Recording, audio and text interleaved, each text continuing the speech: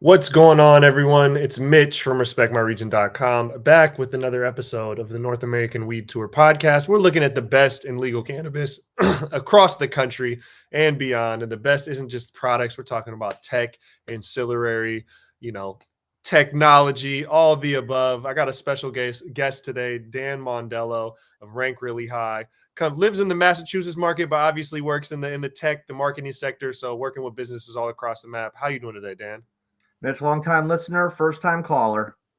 Hey man, hey, happy to have you on here. I know we've nerded out on LinkedIn and a couple Zoom calls previously, just talking about the internet, the industry, leveraging technology, man. So I'm really excited to get into some of that. But first, every episode I kick off with my guest origin story around the plant being cannabis, to just help break the stigma and just normalize like our journey into this plant of how we now all, whether we work directly touching it or in support of touching it, cannabis is the basis of what we do.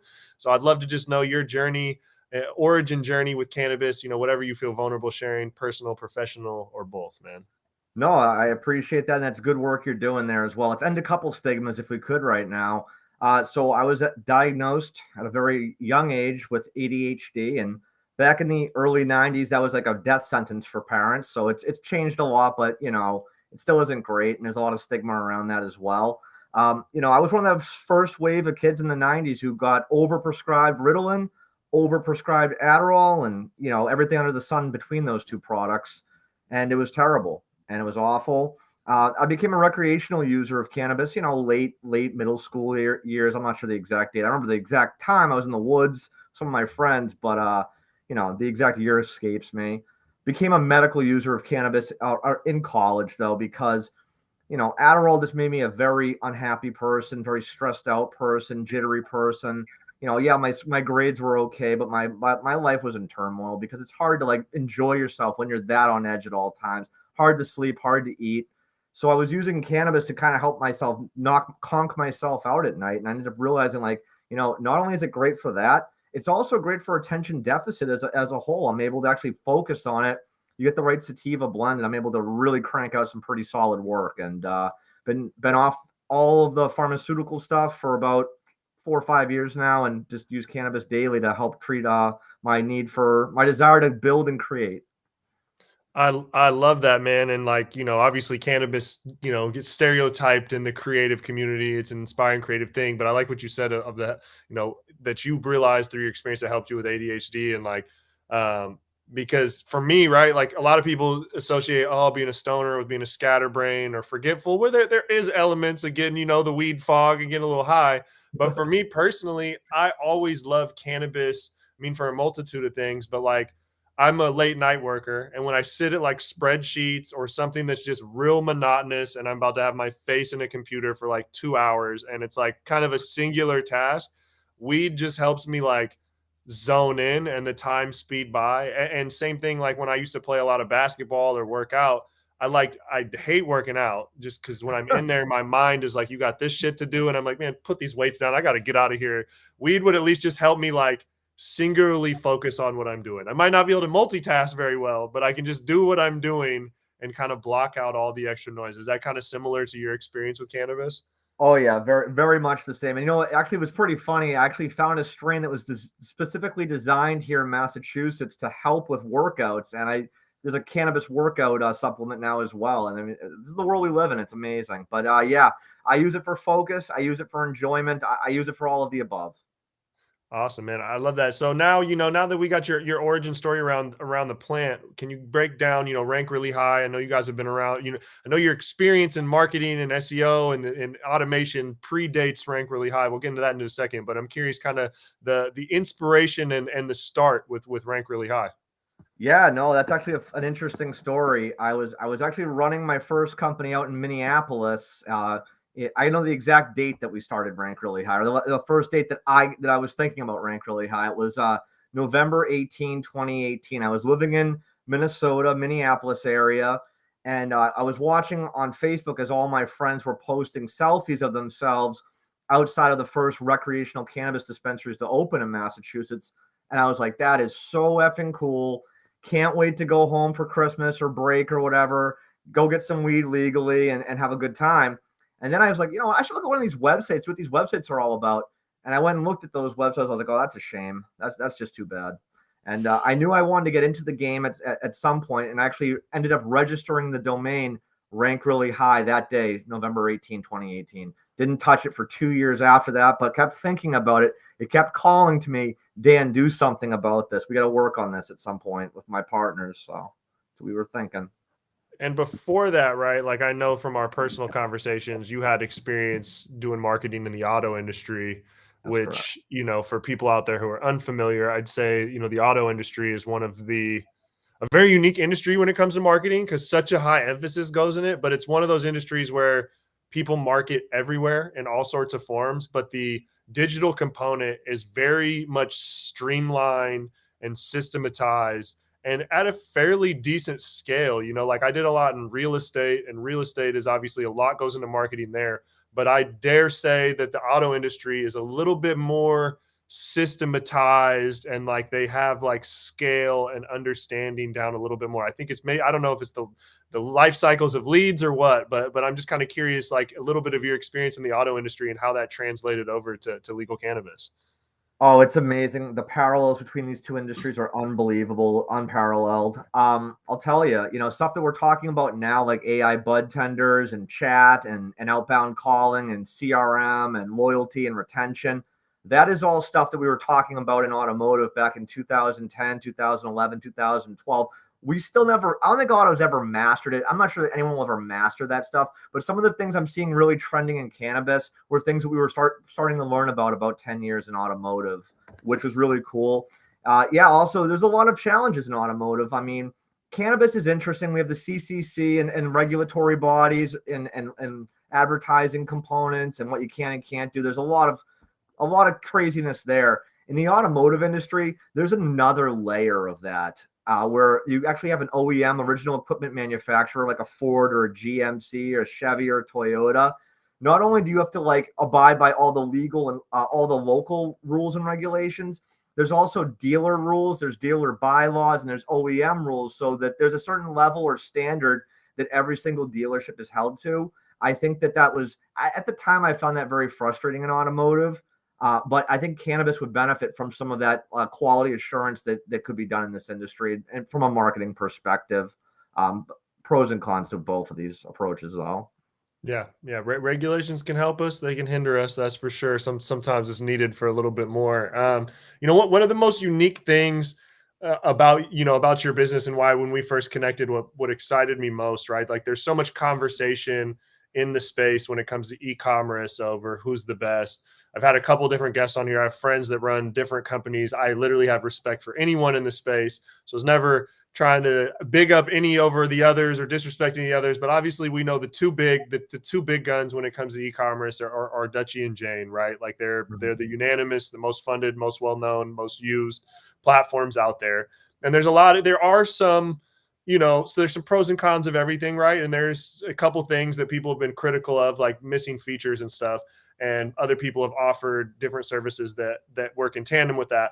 And what I love most about what you do is, instead of being like, I'm a competitor down with the kings, I've got something else. You built a platform that works in a couple different ways, but it works in tandem with the two big guns, and kind of unleashes another level of features and access, not only for the consumers leveraging those platforms, but on the back end for those businesses. So I'm kind of curious your perspective of when you started.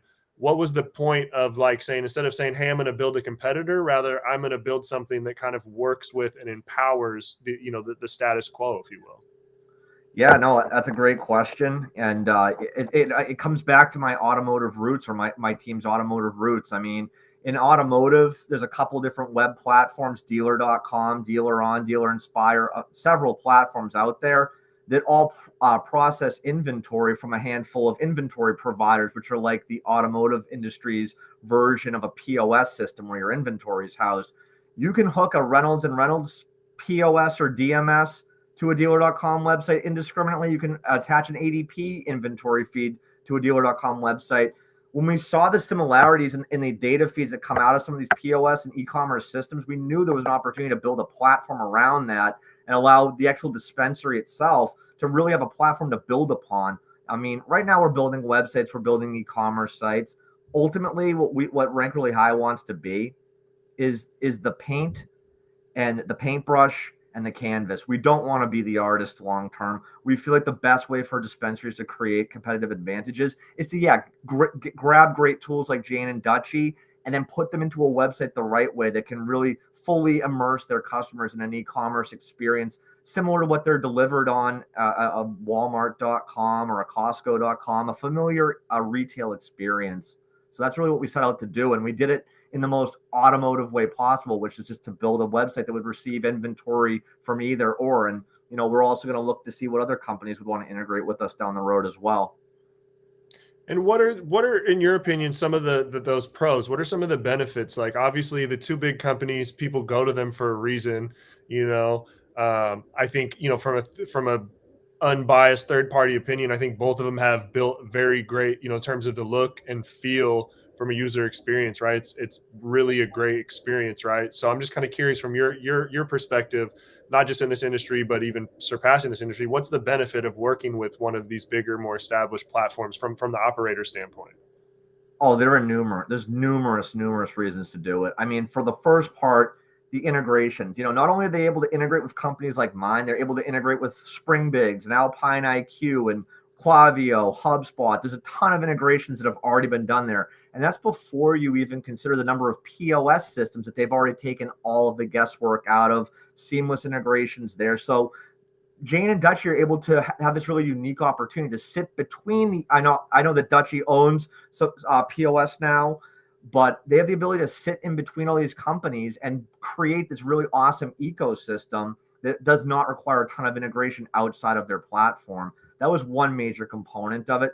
The other major component is I think they've both nailed compliance. I mean, with this evolving regulatory body that we live in today, you cannot afford to build this one and done website that may not be compliant tomorrow. The amount of cost that goes into developing something like that that's always compliant, state by state, region by region, that's considerable. And they've taken all of that guesswork out of it. In addition to that, they also have opened up a huge plugin body of all the different integrations they have, some of which I've already named.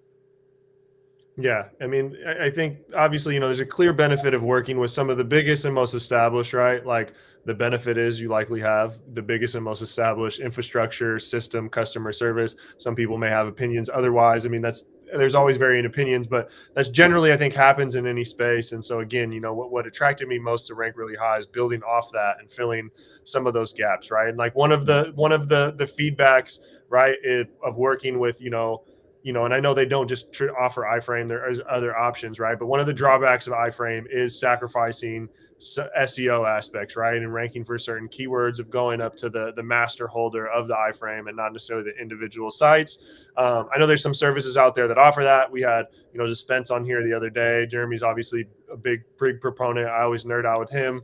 Yeah, Love on Jeremy. on that conversation, and so like that's something I see, and I know you see it too. Like product specific SEO I think is absolutely important.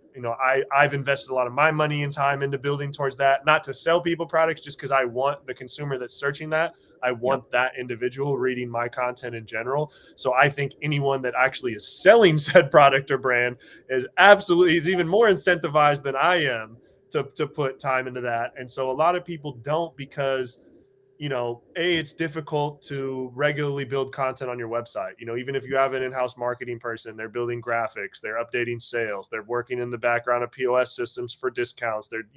There's a lot that person has to do. Building out regular, consistent web content is difficult. Not a lot of organizations do that. One of the things that you guys do is like automate that experience on steroids. So I'm curious if you can give me a little bit of like how that works, and when you plug in how many keywords you guys can make live kind of rather quickly. Yeah, no, I think that you're 100% right that product SEO, brand SEO is incredibly important to the dispensary, but not just to the dispensary, to all the brands that are wholesaling through the dispensary. I think that brands should really be working to engage with dispensaries on a very specific level of marketing to make sure that their brand is represented well on the dispensary's website. I mean, ultimately, brands are at the mercy of a dispensary doing a really good job presenting their brand. So yeah, product and brand SEO is important to not just the dispensary, but also the brand as well as the consumer. I mean, the consumers have specific needs they want to have met, and if the content is just missing or not there or misrepresented, it's a horrible experience for all three of those different parties. What Rank Really High does specifically for SEO in the product sense is we make it available, whether it be through a Jane or a Dutchie, we make it available to the website at large. We publish the entire contents of the e-commerce website, the e-commerce experience to the website in a way that Google can see and appreciate, and then it becomes editable. So, if there's a lot of dispensaries need to take a closer look at how they're managing their inventory, how they're describing their inventory. I know you know this, you've done this extremely well for a long time. It's an important factor. And, we don't necessarily do all the product SEO. We make that all available. So it's all native to the website. But what we really think is the next generation of this, what the next step is getting the cannabis dispensary more involved in writing more detailed and descriptions of their products that actually explain what the benefits of this product are, differentiate it from other products in the market so that it will attract more customers. And, Mitch, it goes right back to my automotive experience. I was a director of marketing at a 12-store auto group in Massachusetts, and third parties in that space like Auto Trader, Cars.com, Car Gurus used to come into my office constantly. They'd show up without, any phone call, which was kind of annoying, but they'd come to my office and they would stress the importance of getting the dealerships on board, writing descriptions of these vehicles, particularly the used car vehicles, because they're so unique in an industry where, the guy across the street might be selling the same exact contents in their menu. It's the one who actually takes the time and perfects that content on an individual basis that is going to win long-term customer respect and long-term customer dollars. Absolutely. I mean, absolutely. And that's the thing. Like, if you have a specific brand, like if there's a specific product, X brand, Blue Dream, Terp Sticks, pre-roll is the name of it, right? Like, Right. someone might take the menu and not use all of those aspects, right? There's multiple keywords in that product name that all have value. And if you have the right content and put the right keywords on the right page, right? There's some other factors that go into it, but that's kind of the starting point to start ranking.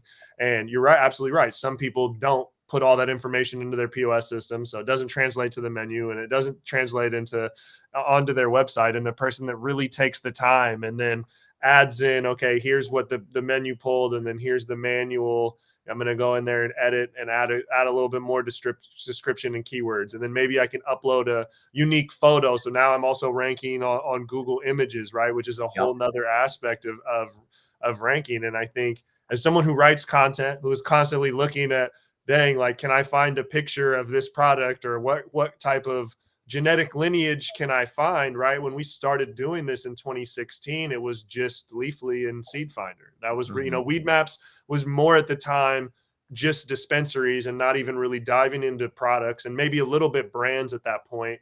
Not even honestly at that point, but I think it was more just Leafly and Seed Finder. Now we see, now Weed Maps is ranking, now Jane, now Dutchie, and all these intermediary menu platforms are now ranking for strains and products specifically.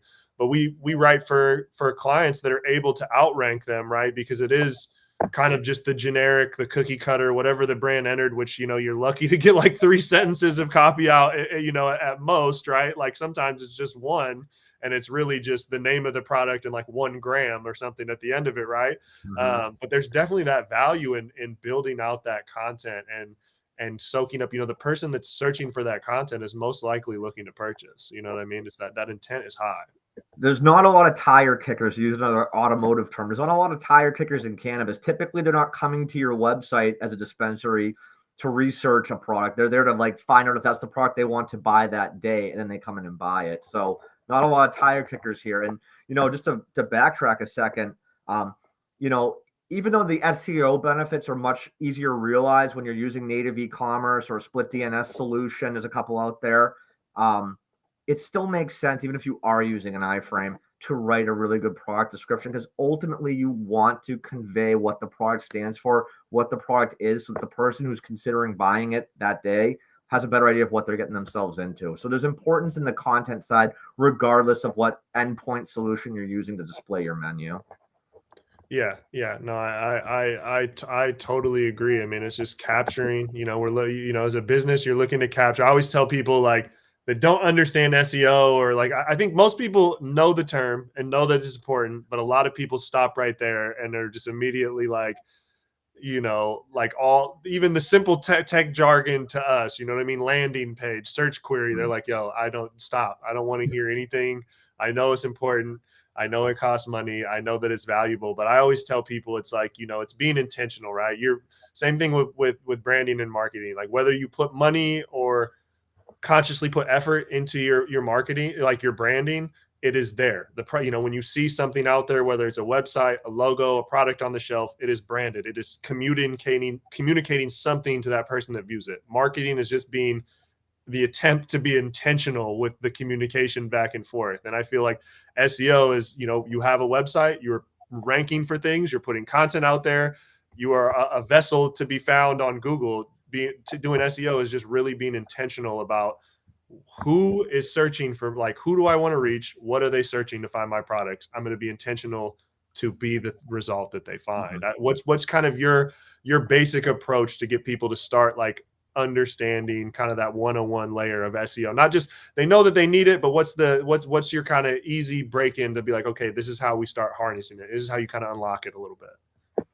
That's a great question. Yeah, I mean, there's a lot of content being published out there today about product SEO, brand SEO. There's a lot of people talking about dispensary near me, local SEO.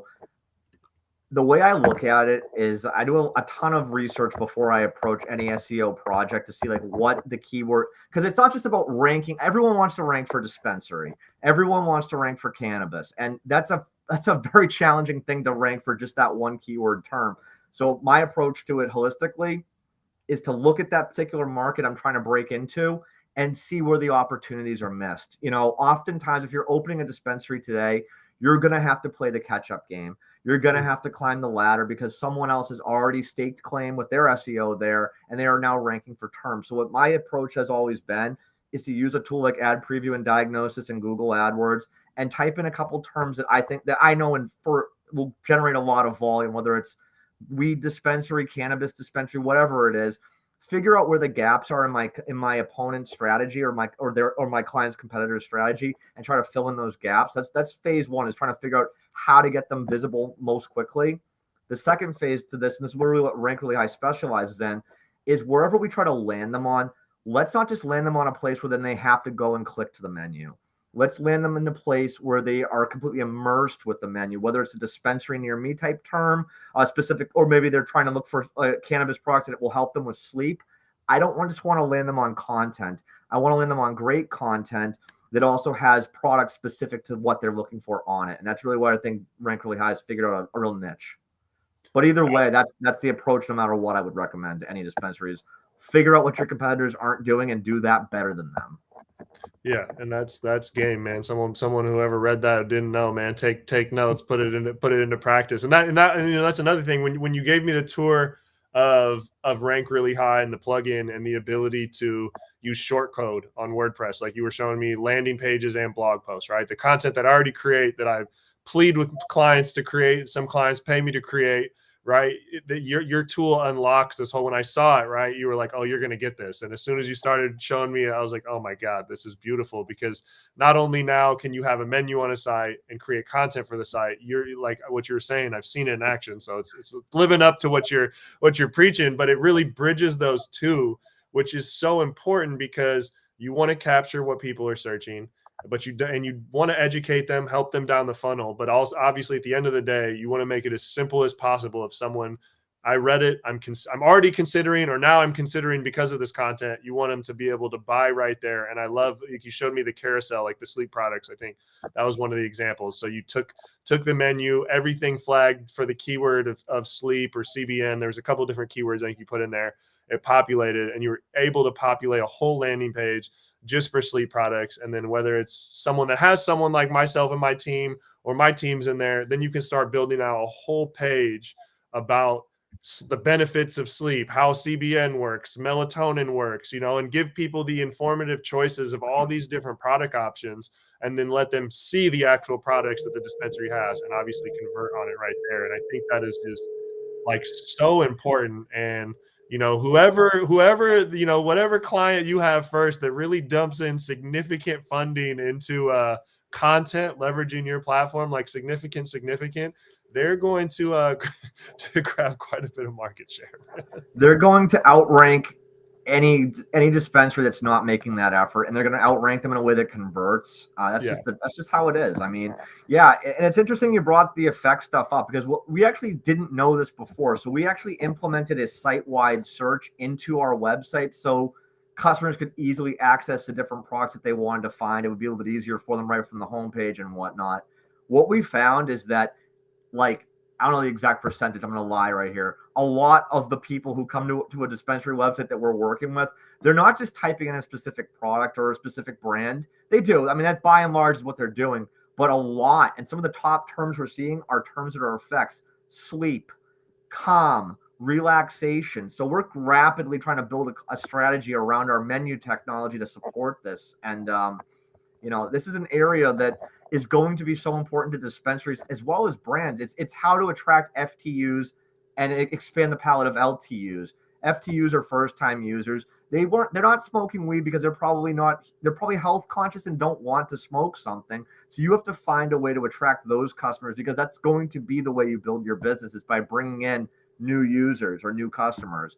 LTUs, traditionally flower smokers or vapes or pre-rolls, maybe some edibles. You have to figure out ways to expand their palate as well. Get them into topicals, get them into tinctures, beverages. I mean, it cannot be just selling them the same products over and over. You have to expand their horizons. This is an area of the business that my team and I are just infatuated with, and trying everything in our power to understand quicker than everyone else. And just for me, like as a marketer, right, that runs, like I run SMS for a couple companies, right? And one of the things with SMS is a lot of people just send a link, the short link in their text blast to a menu, right? Like, here, check out our menu. And one of the things I think with your guys' tool, right, is you could target people in your program, whatever, it doesn't matter, Spring Big, Alpine, Happy Cabbage. Find your users that are using the products based on effects or based on a specific category. And then you can have, if you have those pillar pieces of content, everything you need to know about tinctures or sleep or, your energy. Maybe there's flower, dabs, vapes, and, whatever your workout thing includes topicals, whatever. You can bucket your content to be these product guides. You can actually use that in your SMS and target the people who buy those products. So not only are you sending them, here's specials, here's something that you can click and buy, but it's also something that you can learn about, because that's something that we noticed through running SMS for some strategies. Some of the big brands, we build what we call brand guides on our dispensary websites. It's like, here's everything you need to know about the Jungle Boys and all their product offerings and why they're so good, right? And then when we run a text blast, when Jungle Boys or whoever, whatever brand has a BOGO special or whatever special, and you include that educational piece of content, any significant click through. I mean, even we'll get great conversions on the text blast, but it's impressive to see how many people click through and are engaging with that. But you already have that data of these people like these products. Let's teach them more about it. And then using your guys' plugin, let's teach them more about it, and they can convert as they, oh, I like that. Oh, I want to try that. I can throw it in my cart right there. Exactly. And it also opens up opportunities to show them other related products. Once you start understanding why they're there, why they're trying to use cannabis, there's other ways to expand that palette, expand that horizon as well. I think you're tapping into that at 100% the right way. And I meant to bring that up as well, because that was another thing. I know I said that a few times. Another thing that impressed me of what you guys did was with the automated menu. You guys still keep the page up, but it'll show out of stock and suggest other products. And some of my clients have gone ahead, not through us, but have gone ahead, built the whole native e-commerce platform, and then they'll rank for those search terms. And you click, and if it's out of stock, it says like empty or no products available. So not only is it like that's not a quality piece of content, it's likely not going to rank very high for very long. It's a terrible user experience, right? I searched this product, I came here, you don't have it. I'm not that person of that. If you follow that consumer journey, I'm immediately hitting backspace and seeing the other results to see what's there. I'm not going to go to your menu and then be like, well, that product was a topical for this. Let me see, consumers aren't doing that with what you guys have. Oh, I go there, it's not in stock. You're recommending other products. And the value with that is even like Washington State, for example. Steezy's launched up here twice and failed. I don't want to throw them under the bus or highlight that. Not a lot of people know that, but they've launched in Washington 2 separate times and backtracked out of the market.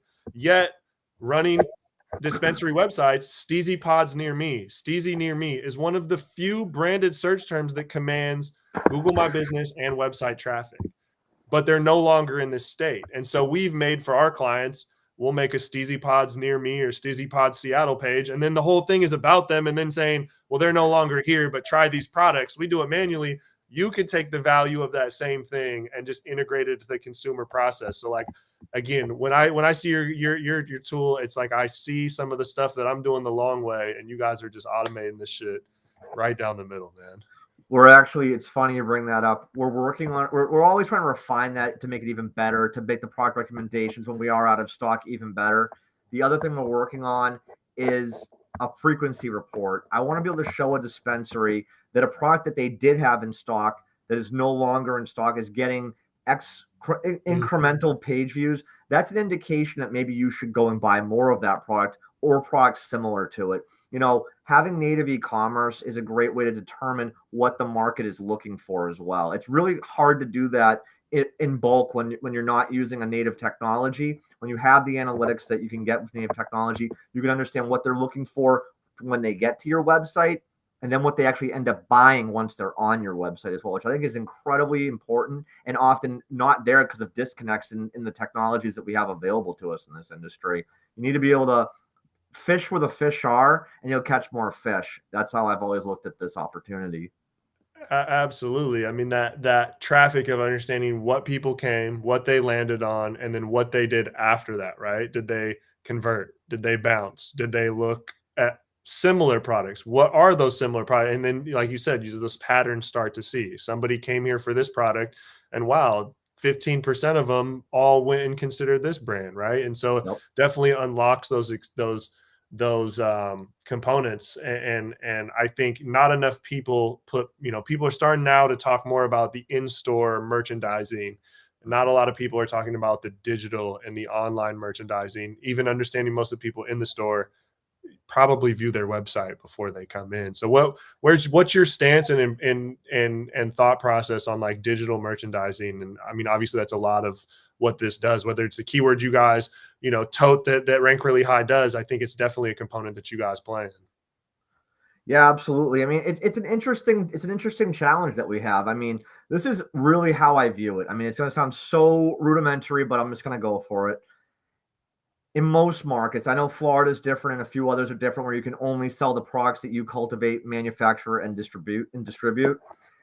Most states, at least the ones that we're most familiar with, you're selling someone else's brand. You're selling someone else's product.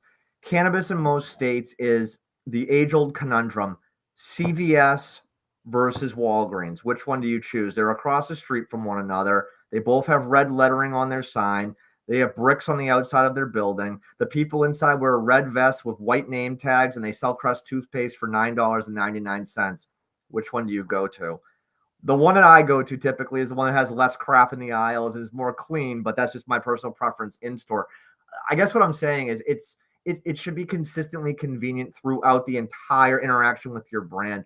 Whether it's digital or in store, it should be a consistent experience. There's so many dispensaries I've ventured to where they have this great website and this really lousy in-store experience. I'm not going to point any fingers or say any names, but I scoured the earth, man. I think I told you this story too. I scoured Massachusetts for this rosin dipped sweet pre-roll that they were making in Massachusetts. I could not find it anywhere. So then when I finally tracked it down and drove an hour to go and buy this product, I was there. I had like $500 cash just sitting in my wallet. I was ready to buy everything. I had a zillion questions. I wanted to know everything under the sun about the products that this brand sold.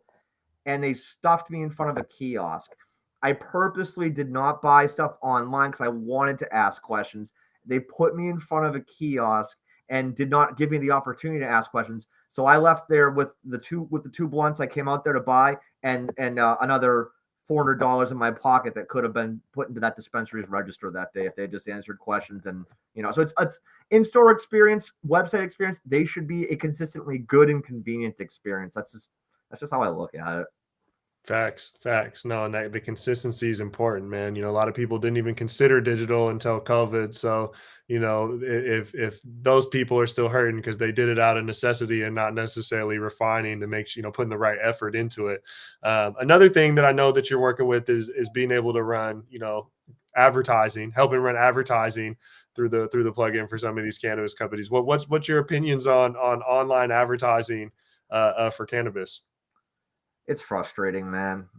Honestly, pharmaceutical companies seem to have no problem running ads for dangerous substances that they've got most of the population hooked on. I know that recently, for about 2 years now, Google has been testing allowing alcohol companies to publish ads on their network. There's a couple companies, including Rank Really High, that have figured out some ways to get cannabis brands and cannabis dispensaries up on Google. But the challenge is still there. It's still hard. It's much harder than it should be. It's ridiculous. It's gotten better. It's definitely gotten easier, but you know, I think cannabis brands and cannabis dispensaries need to consider being on that channel, but at the same time, they need to understand the risks of being on that channel as well. So I would never try to like encourage a dispensary who's using an iframe or doesn't have a multifaceted approach to marketing to put all their eggs in the paid search basket, because at any point in time, the Google or any other regulatory body could pull the rug from underneath you. So you really want to have a diversified strategy. One of the things that we've been finding that we've been working on, again, comes from the automotive industry, where it's not uncommon to take the entire contents of your automotive inventory and publish it through Google or Microsoft and have like every single car in stock be available. If someone Googles something that you have in stock, show an ad for that product. We're doing that with Rank Really High right now. It's been a great way to connect dispensaries or customers to dispensaries who are looking for specific brands, which is one of the areas we're seeing more traffic every single day coming from, is people looking for a Fernway or people looking for a Stizzy. And, if in an industry where you don't have a lot of native menus, which means you don't have a lot of great product SEO, brand SEO, you can't supplement that just by doing paid search. You really need to do it all. So we can definitely do it. I typically don't offer that service to dispensaries that are not willing to engage in a full suite content marketing strategy, because you need to diversify, because none of this stuff is guaranteed. And let's be honest, it's not even just the Google components that's not guaranteed. In Alberta, right? Have you heard about what's going on in Alberta right now? Uh-uh.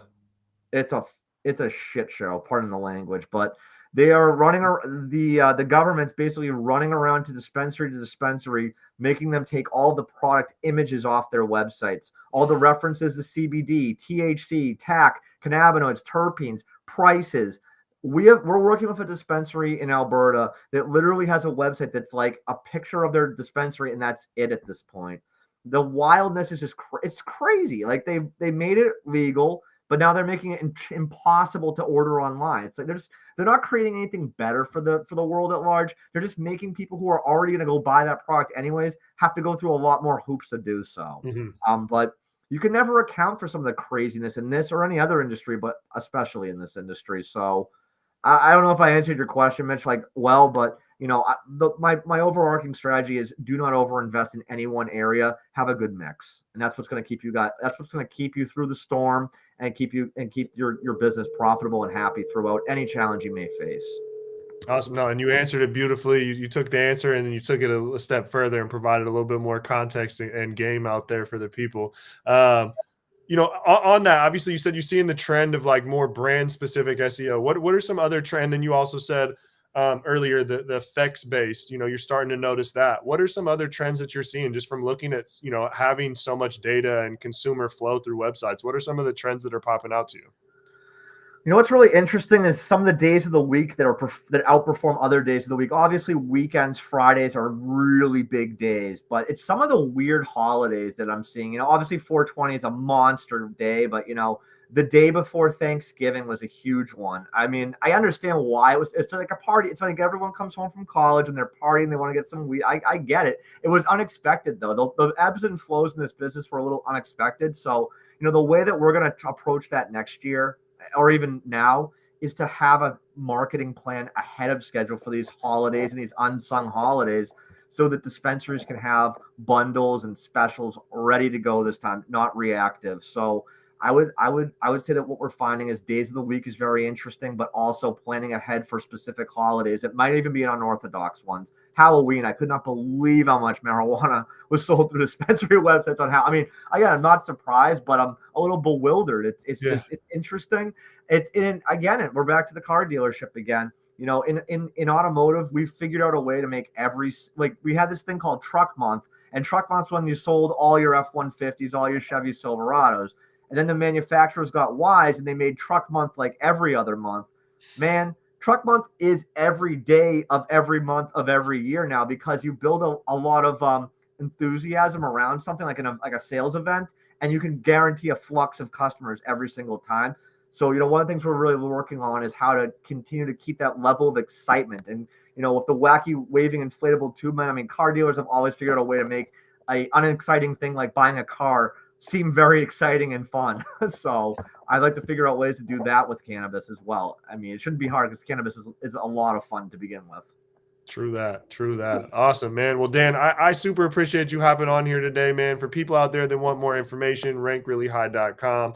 This man has got a litany of game, man. I always enjoy talking to you. I'm sure people out there that just have questions, you know, this is a great dude to hit up, just ask about SEO. You know, obviously you consider buying into the program, but you know, I always think just asking for questions and learning is a great start. Is there anything else you want to plug before I get you up out of here, man? No, man, I just want to thank you for your time today, man. And thank you for all the great work you're doing nationwide, industry wide. I think what you're doing is awesome. And whatever I can do to support you, never be afraid to ask me for that. Likewise, man. Appreciate you, Dan. This is the North American Weed Tour. I'm with Dan Mondello of Rank Really High. We are looking at the best in legal cannabis across the map. I'm going to be visiting Dan in person in Massachusetts here in about 2 weeks. So if you're out in that market, say hi. We're going to be traveling to some other markets. What do we need to know? Please tap in and let us know. We'll see you guys next time.